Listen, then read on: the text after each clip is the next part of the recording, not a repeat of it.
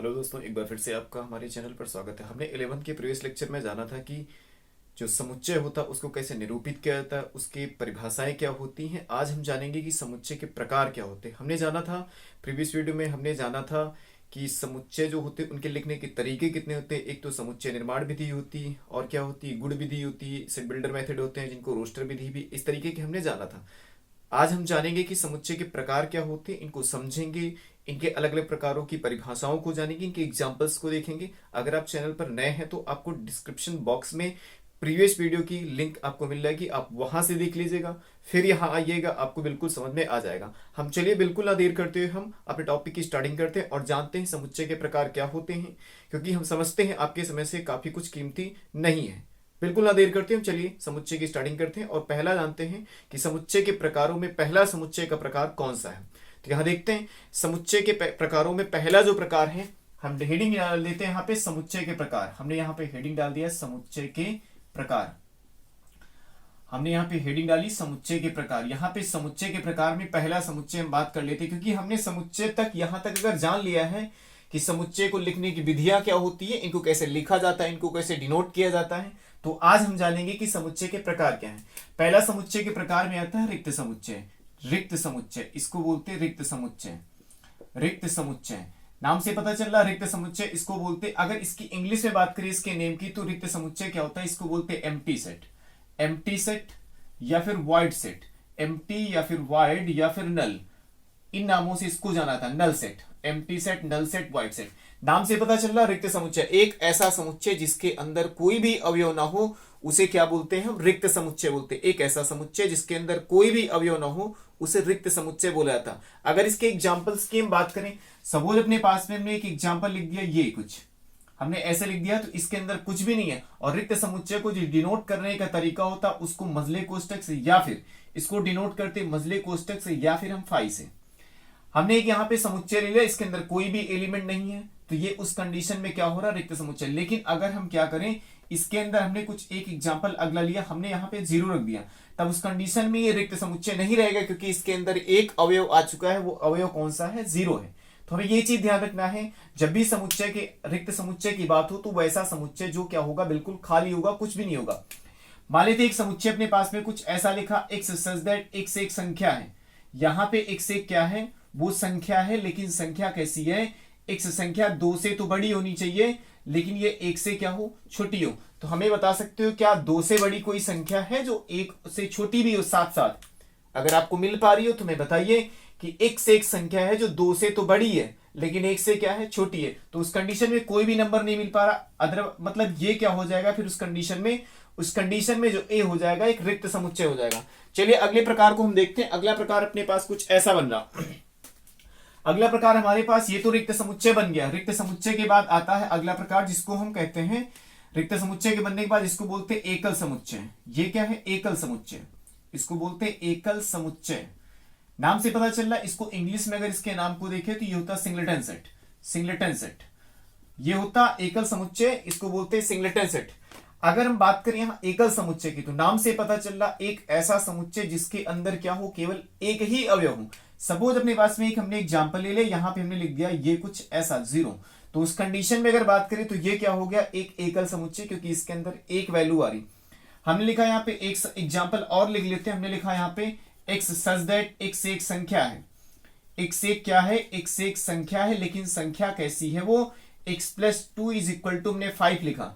तो इसको सॉल्व करने पर एक्स की वैल्यू क्या आएगी, इसको दो उधर माइनस कर देंगे तो एक्स की वैल्यू 3 आ जाएगी। तो उस कंडीशन में यहाँ एक जो वैल्यू बनेगी वो क्या बन जाएगी, 3। मतलब क्या हुआ कि यहाँ पे जो दिया गया समुच्चय सिंगलेटन सेट, यहाँ पे ये क्या बन गया, इसकी वैल्यू, मतलब एक ऐसा समुच्चय हो जिसके अंदर केवल एक ही अवयव आए उसे बोलते हैं एकल समुच्चय या फिर सिंगलेटन सेट।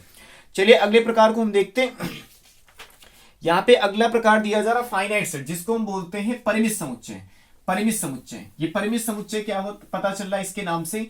परिमित समुच्चय एक ऐसा समुच्चय, नाम से समझ में आ रहा कि एक ऐसा समुच्चय हो जिसमें इनके अवयवों को क्या हो, हम गिन सकें। अगला प्रकार है यहाँ पे परिमित समुच्चय, इसको बोलते हैं परिमित समुच्चय। परिमित समुच्चय, परिमित समुच्चय, परिमित समुच्चय ऐसा समुच्चय जिसके अवयवों को क्या किया जा सके, गिना जा सके, या फिर जिनके अवयव क्या हो, फाइनाइट हो। फाइनाइट का मतलब लिमिटेड हो, अनलिमिटेड नहीं होने चाहिए। तो उस कंडीशन में जो समुच्चय बनता है उसे बोलते हैं परिमित समुच्चय।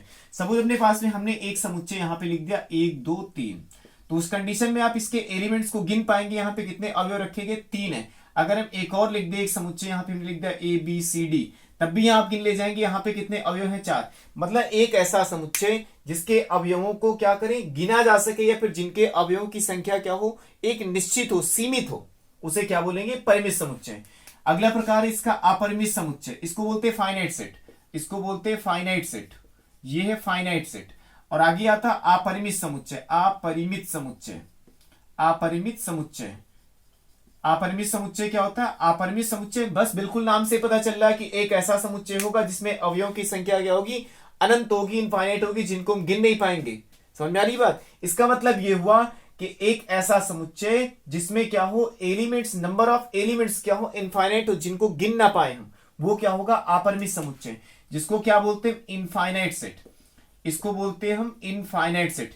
चलिए आगे देखते हैं। मतलब इसका एक एग्जांपल अगर बात करें, एक्स सच दैट एक्स एक क्या है, एक सिर का बाल है, यहां पे लिख देते सिर का बाल है, तो आप इस चीज को कभी नहीं काउंट कर पाएंगे कि ये कितने हैं। ठीक है ना। तो मतलब ये क्या हुआ, फिर एक से एक अपरिमित समुच्चय हो गया, फिर तारों का समूह बन गया, तारों का समूह हो गया, कोई भी चीज हो गई।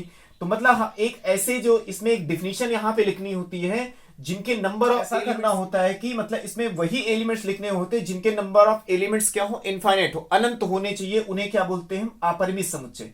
तो नाम से पता चल रहा है, जिनके अवयवों को अगर गिन ले जाएं या जिनके अवयवों की संख्या सीमित हो, उन्हें बोलते हैं परिमित समुच्चय। जिनके अवयवों की संख्या क्या हो, असीमित हो, मतलब गिन ना पाए उनके एलिमेंट्स को, तो वो क्या होंगे, अपरिमित समुच्चय, इनफाइनाइट। चलिए अगले प्रकार को देखते हैं। यहां पे लिखा गया है गणन संख्या, आगे लिखा गया है गणन संख्या। गणन संख्या इसको बोलते हैं cardinal number of a set, इसको हिंदी में बोलते हैं गणन संख्या। ये है गणन संख्या, ये गणन संख्या। गणन संख्या क्या है, इसको इंग्लिश में बोलते हैं cardinal number, cardinal number of a set, cardinal number of A set. समुच्चय की गणन संख्या। मान लिया अपने पास में एक समुच्चय है, हमने लिखा ABC, तो यहां पे जो ये गणन संख्या है, इसको Na से डिनोट किया था, या जो भी सेट होगा उस कंडीशन पे ऐसे डिनोट किया जाएगा, Na। और Na क्या होता है, इसमें जितने एलिमेंट्स के हैं उनका नंबर्स, मतलब 1 2 3, यहाँ पे 3 हो रहे हैं, तो इसका गणन संख्या कितना हुआ, 3 हो गया। मान लिया अपने पास एक समुच्चय, हमने B लिख दिया, यहाँ पे लिख दिया 1 2 3 4, तो यहाँ पे कितने एलिमेंट हो गए, 4। तो उस कंडीशन में इसका जो गणन संख्या बन गया 4। हमें यहाँ पे वही लिखना होता है जो सेट होता है, इस चीज को आप विशेष ध्यान देंगे। चलिए हम अगले टाइप पर देख लेते हैं। यहां पे लिखा गया है, इसमें लिखा गया है, पहले तो लिखा गया इक्वल सेट, पहले तो लिखा गया इक्वल सेट। इक्वल सेट मतलब इनकी हिंदी क्या हो रही, फिर इसको बोलते हैं समान समुच्चय। ये क्या है, समान समुच्चय। नाम से पता चल रहा, ऐसा समुच्चय या ऐसे दो समुच्चय जिनके नंबर ऑफ एलिमेंट्स क्या हो, सेम होने चाहिए, उसे क्या बोलेंगे, समान समुच्चय। सपोज अपने पास में हमने A लिख दिया, यहां पे लिख दिया ABC, एक समुच्चय ये लिख दिया, और हमने B लिख दिया, हमने लिख दिया CAB। तो उस कंडीशन में A और B क्या है, ये दोनों समान है। तो इस चीज का विशेष ध्यान देना कि यहां पर ABC और CAB दोनों एक ही समुच्चय, इनको बोलेंगे समान समुच्चय। अगर इनके कार्डिनल नंबर हम या इनके गणन संख्या की बात करें तो Na बराबर भी 3 है और NB बराबर भी 3 है, और एलिमेंट्स भी क्या है, आपस में बराबर हैं। तो समान समुच्चय में क्या होता है, इनके नंबर ऑफ एलिमेंट्स भी बराबर होंगे और एलिमेंट्स स्वयं आपस में बराबर होंगे। आगे आता है समतुल्य समुच्चय। समतुल्य समुच्चय इसको बोलते हैं समतुल्य समुच्चय, समतुल्य समुच्चय। समतुल्य समुच्चय क्या होता है, समतुल्य समुच्चय इसको बोलते हैं equivalent, equivalent set, equivalent set. समतुल्य समुच्चय क्या होता है, समतुल्य समुच्चय कहता है कि ऐसे दो समुच्चय जिनके अवयवों की संख्या समान हो, ना कि अवयव स्वयं ही समान हो। इस चीज को आप फिर से सुन लें, ऐसे समुच्चय जिनके अवयवों की संख्या समान हो, ना कि समुच्चय समान हो, उन्हें बोलते हैं समतुल्य समुच्चय। सपोज अपने पास में हमने एक सेट यहां पे लिख दिया ABC, फिर हमने यहां पे दूसरा सेट नोट कर दिया, यहां पे 1 2 3। तो आप देख पा रहे हैं हमने दो अलग अलग सेट नोट कर दिए। इसमें भी अगर Na नोट करें तो Na की वैल्यू 3 है, यहां भी NB की वैल्यू कितनी आ रही, वो भी 3 आ रही। इसका मतलब क्या हुआ कि इसमें दोनों सेट में इनके नंबर ऑफ एलिमेंट्स, इनकी गणन संख्याएं तो समान हो रही, लेकिन जो एलिमेंट्स वो समान नहीं है। अगर ऐसी कंडीशन मिलती है तो उस कंडीशन में हम कहते हैं कि ये दोनों जो समुच्चय हैं वो क्या है, समतुल्य हैं। समान तो नहीं हुए, समान में क्या होगा कि इनके एलिमेंट्स को भी समान होना पड़ेगा। चलिए हम आगे देखते हैं। हमारे पास कुछ क्वेश्चन अब आ रहे हैं, क्योंकि इतने प्रकार के कुछ सेट थे जिनको हमने जाना। अब हम कुछ क्वेश्चंस को सॉल्व करेंगे, आप देखिए इनको कैसे क्वेश्चन सॉल्व होते हैं। अपने पास पहला क्वेश्चन यहां लिखा गया है कि यहां पे प्राकृतिक संख्याओं का समुच्चय जो 5 से विभाजित हो, यहां पे लिखा गया है सभी सम प्राकृतिक संख्याओं का समुच्चय। अब इसमें बताना है कि यहां पे एक स्टेटमेंट इन्होंने डाल दिया कि बताओ कौन से एम्प्टी हैं। हमें बताना कौन से एम्प्टी हैं, कौन से नॉन एम्प्टी हैं। नॉन एम्प्टी हमें ये पहचानना है, इनमें कौन से एम्प्टी कौन से नॉन एम्प्टी। पहला यहां पे एक सेट दिया है, एक्स सच दैट एक्स एक प्राकृतिक संख्या है, एक्स एक प्राकृतिक सम संख्या है। प्राकृतिक क्या है, सम संख्या। पहला क्वेश्चन कुछ ऐसा है, एक्स एक प्राकृतिक सम संख्या है जो 5 से विभाजित है, जो 5 से क्या है, विभाजित है, 5 से विभाजित है। एक्स एक प्राकृतिक सम संख्या है जो 5 से विभाजित है। तो आप इसके बारे में क्या कहते हैं, क्या ये समुच्चय जो है क्या है, ये समुच्चय जो है क्या ये एम्प्टी है, ये रिक्त है या फिर ये रिक्त नहीं है। तो आप क्या सोचते हैं, इन्होंने बोला कि x एक प्राकृतिक सम संख्या है लेकिन जो कैसी है, 5 से विभाजित होनी चाहिए। मतलब इस सेट में वही वैल्यू आएंगी जो सम संख्या होंगी और साथ साथ क्या होंगी, 5 से विभाजित भी होंगी। तब हमें उन वैल्यूज को यहां पे लिखना पड़ेगा। सपोज हम यहां देख लेते तो एक हो गई 10, फिर हो गई 20, यहां हो गई 30, ऐसे बनती चलेगी प्राकृतिक संख्या। मतलब उस कंडीशन में ये जो स्टेटमेंट दिया था ये क्या है, रिक्त समुच्चय नहीं है। हम दूसरे प्रश्न को देखते हैं। दूसरा यहां पे कुछ ऐसा लिखा है इन्होंने, यहां पे लिखा गया है ए एक्स सच दैट एक्स एक अभाज्य संख्या है। यहां पे लिखा एक्स एक अभाज्य संख्या है जो 2 से विभाजित है। अभाज्य संख्या है जो 2 से विभाजित है, जो 2 से क्या है, ये विभाजित है।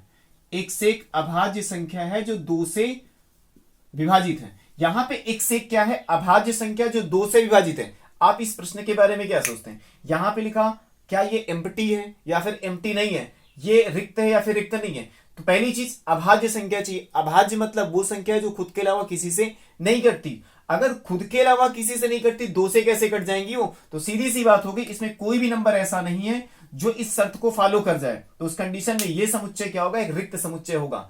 अगला प्रश्न कुछ ऐसा यहां लिखा गया है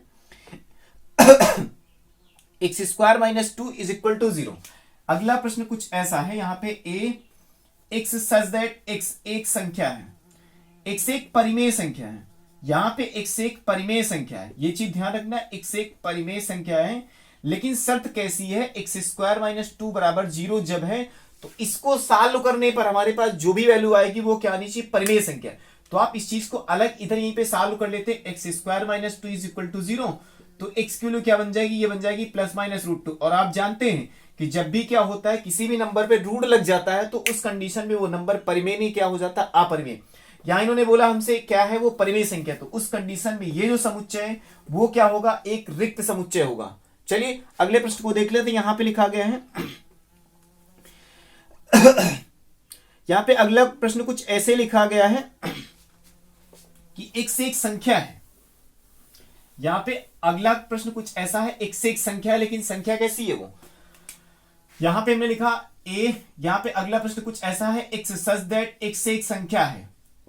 एक्स एक क्या है, एक्स एक संख्या है लेकिन संख्या है कैसी वो, संख्या कुछ ऐसी है 8 से तो बड़ी है, 8 से बड़ी, लेकिन ये क्या है 5 से छोटी है। अगर 8 से बड़ी है और 5 से क्या है छोटी है, तो उस कंडीशन में हमें यह बताना है कि ये जो स्टेटमेंट दिया है क्या ये क्या है, रिक्त है या फिर रिक्त नहीं है। तो क्या कोई नंबर 8 से बड़ा और साथ साथ 5 से छोटा हो सकता है, तो उस कंडीशन में ऐसा कोई नंबर नहीं है जो 8 से बड़ा और साथ साथ 5 से क्या हो, छोटा हो। तब उस शर्त पे ये क्या होगा, एक रिक्त समुच्चय होगा। तो आप समझ पा रहे रिक्त समुच्चय क्या होते हैं। रिक्त समुच्चय मतलब जो इन दी गई शर्तों को फॉलो नहीं करते या जिनके समुच्चय में कोई भी एलिमेंट्स नहीं होता, उन्हें रिक्त समुच्चय बोला जाता है। चलिए अगले प्रश्न को देखते हैं। अगला प्रश्न कुछ इस प्रकार लिखा गया है कि हमें बताना है कौन से समुच्चय परिमित है या फिर अपरिमित है। यहां पे एक क्वेश्चन कुछ ऐसे लिखा गया, हमें इन क्वेश्चंस में बताना है ये कौन से परिमित है कौन से अपरिमित।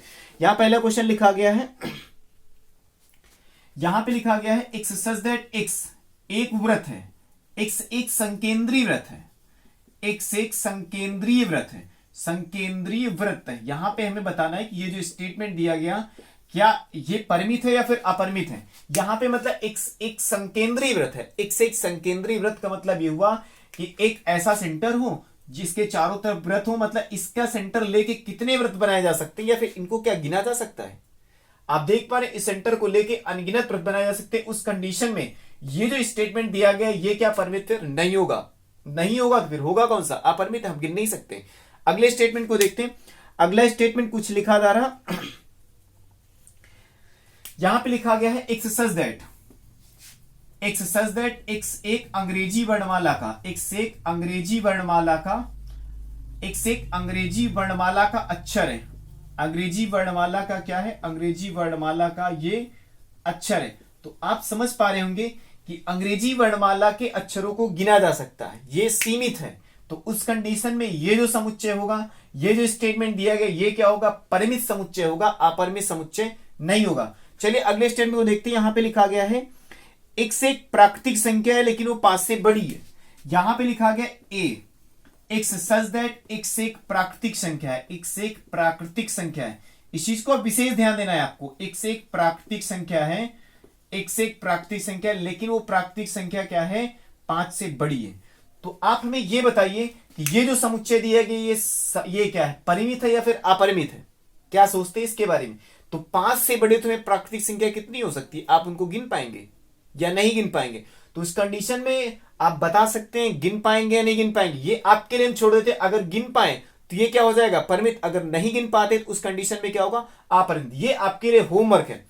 चलिए हम अगले प्रश्न पर विचार कर लेते हैं। यहां पे लिखा गया है, अब अगला क्वेश्चन कुछ ऐसा है। यहां पे लिखा गया एक्स सच दैट एक्स एक क्या है, एक्स एक प्राकृतिक संख्या है।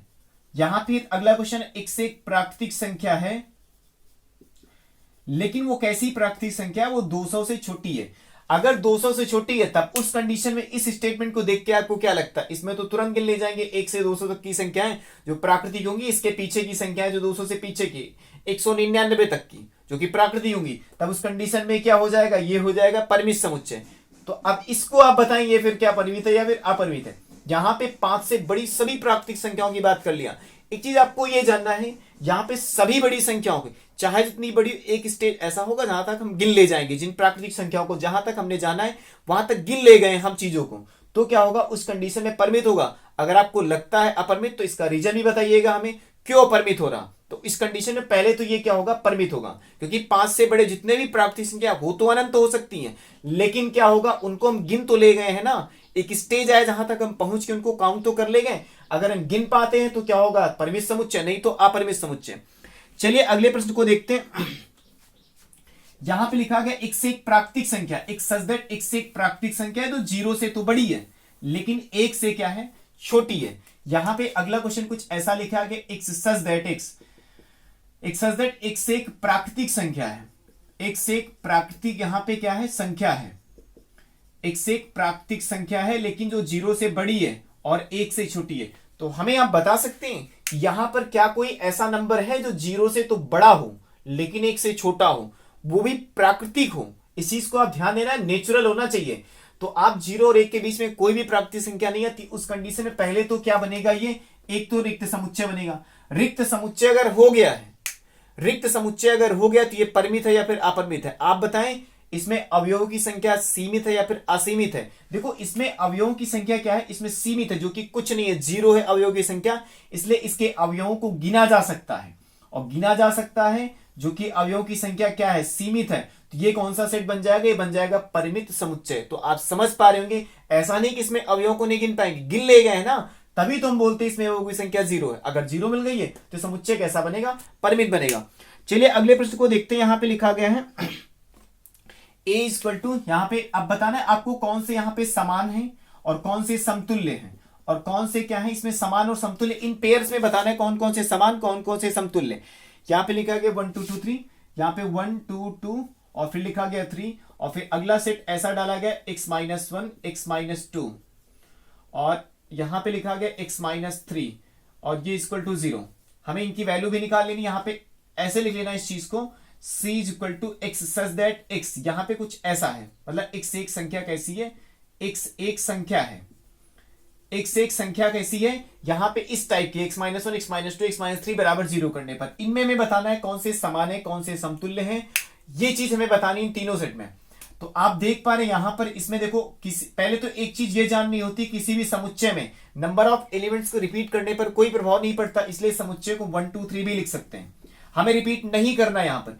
तो ए की वैल्यू 1 2 3, बी की वैल्यू 1 2 3, जरा इसमें हर एक पेयर को 0 के बराबर कर दीजिए तो सी की वैल्यू क्या बन जाएगी 1 2 3 बन जाएगी। अगर इसको आप ध्यान से देखें तो ध्यान से देखने पर क्या मिल रहा है, अगर एक हम डी भी नोट कर लेते हैं, हमने डी यहां नोट कर दिया ए बी सी, फिर हमने ऐसे कुछ ऐसे ही नोट कर लिया, तो आप बताइए यहाँ पे कौन कौन से समान, तो ए में 1 2 3 एलिमेंट लिखा गया, बी में भी 1 2 3 ही है और सी में भी 1 2 3 है। तो अगर नंबर ऑफ एलिमेंट्स और स्वयं एलिमेंट्स बराबर होते हैं, मतलब इसमें 3 अवयव, इसमें भी 3, इसमें भी 3, और जो अवयव यहां वही यहां वही यहां, तो उस कंडीशन में ए बी सी तीनों क्या होंगे, समान होंगे।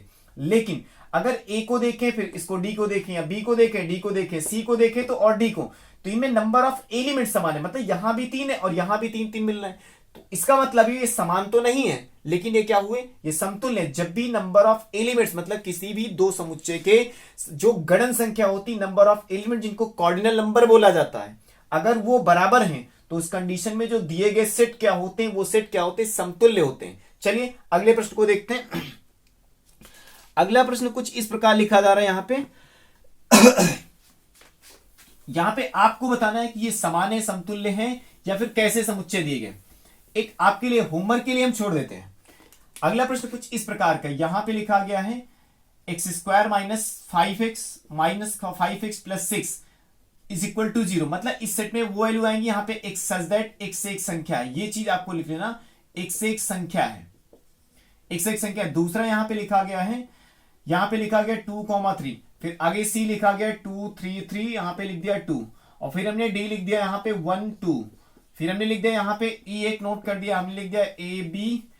अब इसमें इन A B C D E में आपको बताना है कौन कौन से सेट जो समान है, कौन कौन से क्या है, समतुल्य हैं। आपको ये होमवर्क में करना है। अगर आपको नहीं समझ आता कमेंट बॉक्स में बताइएगा, हम कोशिश करेंगे फिर से समझाने की।